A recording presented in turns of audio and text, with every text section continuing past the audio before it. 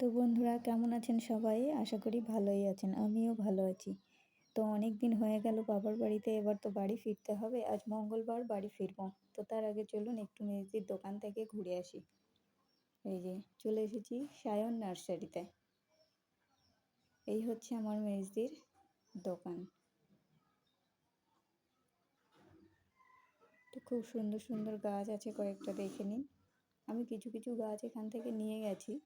তো আপনারাও চাইলে এখান থেকে নিয়ে যেতে পারেন। অনেক রকম অর্কিড থেকে শুরু করে প্ল্যান্ট, তারপর কলমের গাছ, এই ধরনের সমস্ত কিছু আছে।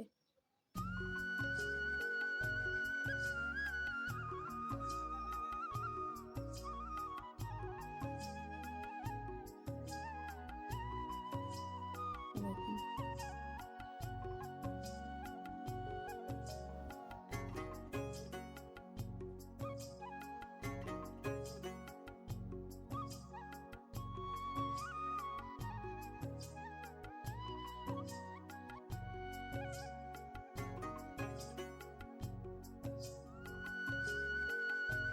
প্ল্যানেটের যাবতীয় সমস্ত কিছু এর দোকানে আছে।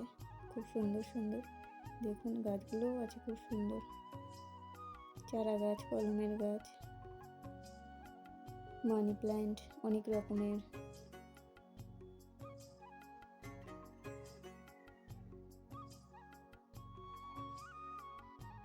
এই দেখুন, ওই যে ওনারা দাঁড়িয়ে আছে, একজন বসে আছে, একজন দাঁড়িয়ে আছে। তো এই যে আমার মায়ের টুনি মুনি, ঘন্টু মন্টু সব দাঁড়িয়ে আছে, কেউ খাচ্ছে। তো চলুন, বেলা তো এবার হয়ে গেল, রেডি হই আমি। তো বাড়ির মধ্যে ঢুকেই দেখি দুজন খড় নিতে এসছে। তো এনাদেরকে খড়গুলো দিয়ে নিলাম, নিয়ে এবার আমাকে রেডি হতে হবে বাড়ির জন্য। তো আমি রেডি হয়েও গেছি, দেখুন এবার বেরোবো, চলুন। বাবার বাড়ি থেকে যাওয়ার সময় মন খারাপ করে, তাই না? কিন্তু আমি হাসছিলাম, আমি হাসি কিন্তু আমার মনটা ভীষণ খারাপ থাকে। তো যেতে গিয়ে ভুলে গেছিলাম ঘরের ফ্যানটা অফ করতে, আবার ফিরে এলাম ফ্যানটা অফ করার জন্য।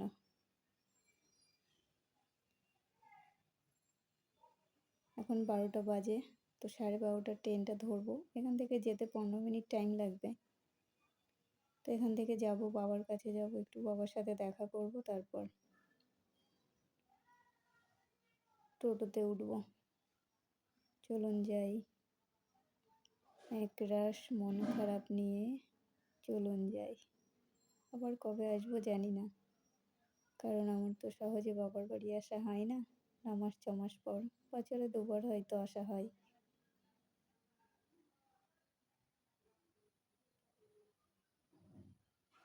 বছরে 3বার কখনো আসা হয়নি।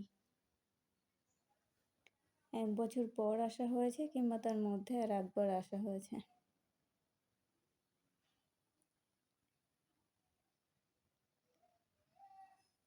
তো এই যে এগুলো ভুলে গেছিলাম, পালকগুলো,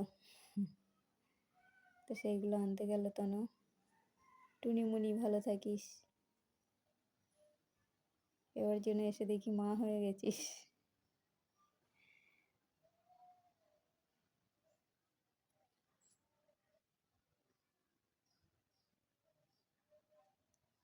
এই যে আমার মায়ের ঘন্টু মন্টুও দাঁড়িয়ে আছে।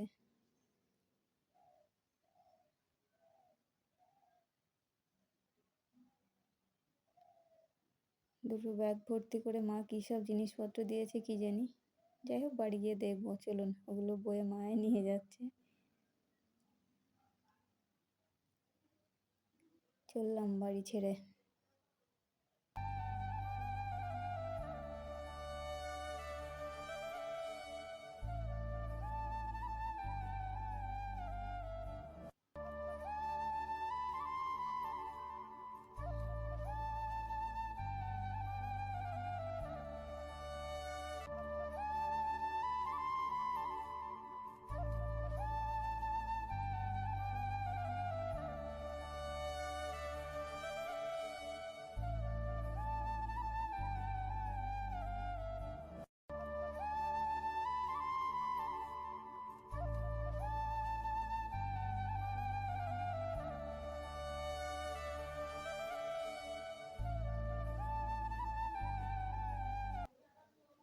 বাবার বাড়ি থেকে ফেরা বড় কষ্টের সময়টা।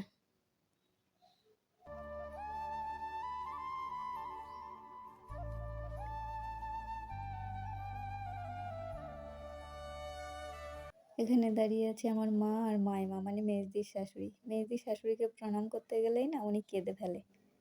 সায়ন আমার বলে, তোমার এত কান্না করার কি আছে? উনি বলবে, তুই কি বুঝবি বল। বলছে, মাসি একটা সেলফি তোলো। চলো তাহলে সেলফি তুলি। আমার মা আবার নাক মুখ সিটকে কোন দিকে তাকিয়ে আছে কি জানি। তো চলে এসেছে আমাদের টোটো, উঠে পড়লাম। বিদায়, সবাই ভালো থেকো।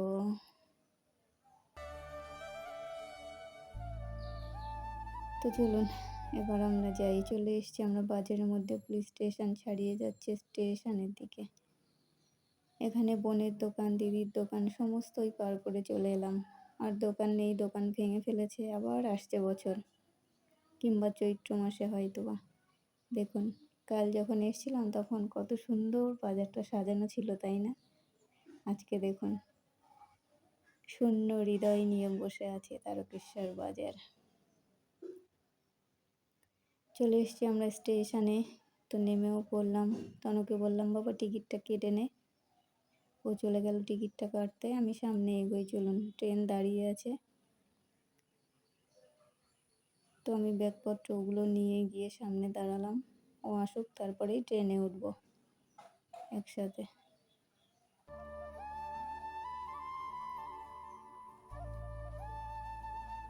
এই ট্রেনটা যাবে হাওড়া, সুতরাং আমরা শেওড়াফুলি নেমে যাব। ভীষণ ফাঁকা ট্রেন, কারণ লোকাল ট্রেন তো, এটা এখান থেকেই ছাড়বে। এটা তারকেশ্বর লোকাল, সেই জন্যেই এটা এত ফাঁকা থাকে। তখন চলে এসেছে, তো এই যে উঠে পড়লাম। এবার আমাদের জার্নি শুরু। দেখুন ট্রেনটা কত সুন্দর ফাঁকা। আমার ফাঁকা গাড়ি চড়তে না ভীষণ ভালো লাগে। তো একটা জানলার ধার দেখে আমরা বসে পড়লাম। ট্রেন চত্বরটা, স্টেশন চত্বরটাও ভীষণ ফাঁকা। এই যে এই পাশে এসে একটু দাঁড়ালাম, লাইনটা দেখে নিলাম। পরশুদিন এখানে কত ভিড় ছিল, সোমবার। কালকে সোমবার গেছে, কালকে প্রচণ্ড ভিড় ছিল। অথচ দেখুন আজকে ফাঁকা, কারণ শ্রাবণ মাস শেষ হয়ে গেছে, শেষ সোমবার চলে গেছে।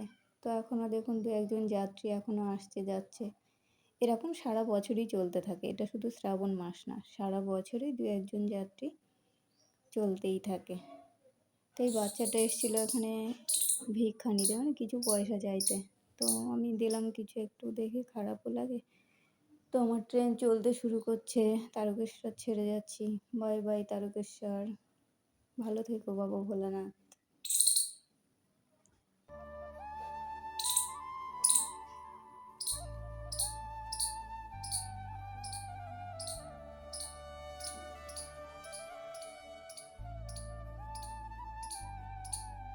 এই যে তারকেশ্বর গেট, সেদিন এখানে এসেই ছবিটা তুলে দেখিয়েছিলাম আপনাদের, ভিডিওটা এই সেই জায়গাটা।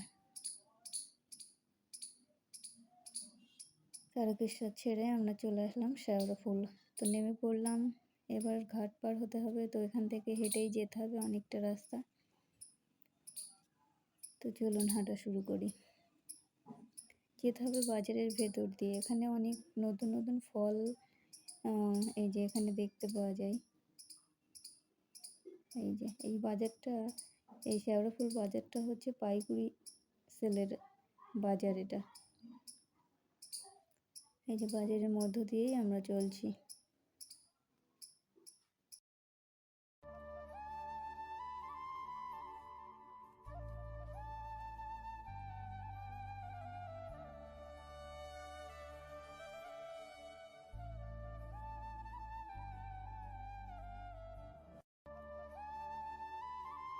এই যে শেওড়াফুলে এলেই দেখুন কেমন একটা সুন্দর একটা, কেমন যেন আনন্দের আমেজ।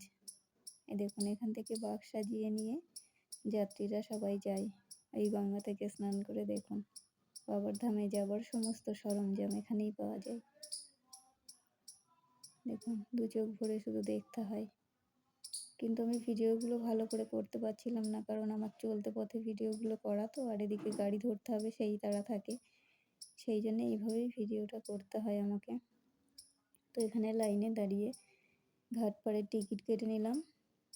তো তনু চলে গেছে আগেই, ওখানে দাঁড়িয়ে আছে। ওই যে লঞ্চ দাঁড়িয়ে আছে।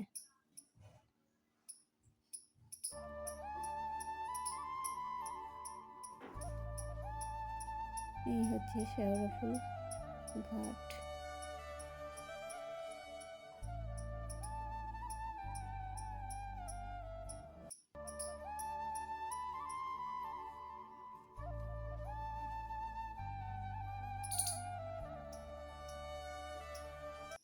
উঠে পড়লাম লঞ্চে। তো লঞ্চটা এবার দেখছি একদম নতুন, এটা একদম অন্যরকমভাবে খুব সুন্দর। এই লঞ্চটা জার্নি করে খুব আনন্দ, কারণ এই ফার্স্ট আমি এই লঞ্চটা জার্নি করছি। কারণ এর আগে যখন এসেছিলাম তখন বোটে চড়েছিলাম, এবার পাল্টে দিয়েছে, বড় বোট করেছে, এবার বড় লঞ্চ করেছে, আর এই যে সব সিট বসানো জায়গাগুলোও করে দিয়েছে। তো এবার আমাদের লঞ্চ চলতে শুরু করবে, আর বেশিক্ষণ নেই, হুইসেল দিয়ে দিয়েছে, এই যে চলাও শুরু করে দিয়েছে।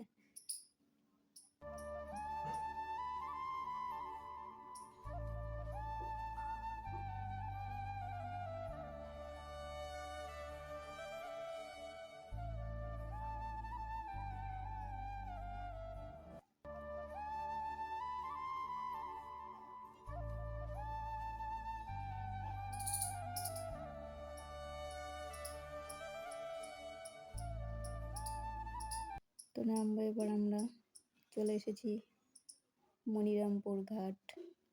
শেওড়াফুল থেকে মনিরামপুর ঘাট, দেখুন মনিরামপুর ফেরিঘাট। তো নেমে পড়লাম। এবার আমাদের অটো ধরতে হবে, অটো ধরে যাব ব্যারাকপুর স্টেশন। তো চলুন নেমে পড়ি।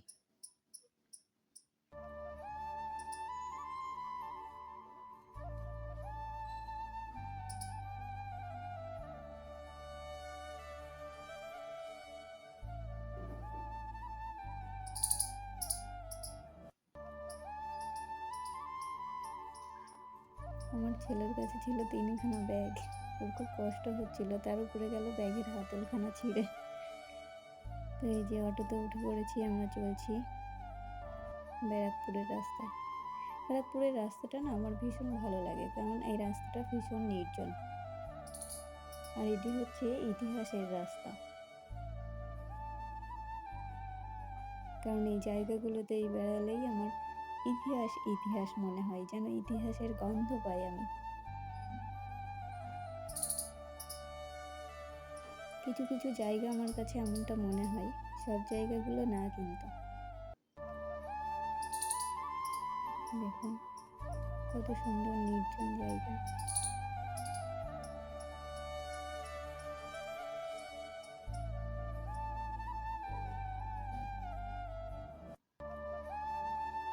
এই দেখুন একটা কামান তাক করা আছে আমাদের দিকে। এইটা হচ্ছে এই ব্যারাকপুরের ঐতিহ্য। এটা হচ্ছে পুলিশ ফাঁড়ি, অর্থাৎ ক্যাম্প। ওটা চলে এলাম আমরা ব্যারাকপুর স্টেশন। এবার একটা টিকিট কেটে নিতে হবে, একটা নয় দুটো। তো আমরা টিকিট কেটে নিয়েছি, উঠছি আমরা সিঁড়ি দিয়ে। এবার উঠে চলে এলাম ওপরে, ওভারব্রিজের ওপর দাঁড়িয়ে আছি, কারণ এখানে ট্রেন খুব অসুবিধার মধ্যে পড়তে হয়। তাই যখন এখানে এসে ওয়েট করতে হয়, যখন প্রচার করে তখনই একমাত্র সেই প্ল্যাটফর্মে গিয়ে আমাদের নামতে হয়। তো আমাদের প্রচার হয়ে গেছে 3 নম্বরে, আমরা নেমে পড়েছি। এখানে এসে দেখছি একটা নতুন মালগাড়ি তৈরি হচ্ছে, ইঞ্জিনটা তৈরি হয়েছে, ওটা এখনও সেটিং হয়নি। তো যাই হোক, আমরা গাড়ি চলেও এসেছে, উঠে পড়েছি আর পৌঁছে গেছি কৃষ্ণনগর। কৃষ্ণনগর এই ওভারব্রিজটাই আমি কখনো উঠিনি, এই ফার্স্ট টাইম উঠলাম। তো দেখুন, এই দেখুন নামছি, কারণ এই ওভারব্রিজটা পুরোই ফাঁকা, খুব সুন্দর লাগছিল ওভারব্রিজের উপরে উঠে। এই হচ্ছে আমার কৃষ্ণনগরের সিটি জ্যাম। তো এবার ধরবো বাস, গন্তব্য বাড়ি। ভালো থাকুন।